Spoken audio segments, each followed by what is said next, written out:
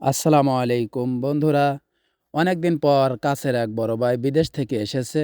তো বড় ভাই বলল, চলো উল্লাপাড়ায় একটা কাজ আছে, ঘুরে আসি। তারপরে আমরা দুই ভাই রওনা দিলাম। তো মাঝখানে একটু চা খেয়ে নিলাম, দুই ভাই একটু গল্প করলাম, খানসুটি করলাম। তারপরে সেইখান থেকে আমাদের মেইন কাজে গেলাম। প্রথমে আমরা ব্যাংকে গেলাম। বড় ভাই কিছু মালাই রিঙ্গিত এনেছিল, সেইটা ভাঙানোর জন্য। তো ব্যাংক থেকে ঘুরে আসার পরে তারপরে আমরা দুই ভাই গেলাম মোবাইল সার্ভিসিংয়ের দোকানে। বড় ভাইয়ের একটা ফোনে সমস্যা হয়েছিল, সেই সমস্যা সমাধানের জন্য। তারপরে সেইখান থেকে ঘুরে এসে আমরা গেলাম হলো ড্রেসিং টেবিল কেনার জন্য। বড় ভাইয়ের নাকি ড্রেসিং টেবিল দরকার।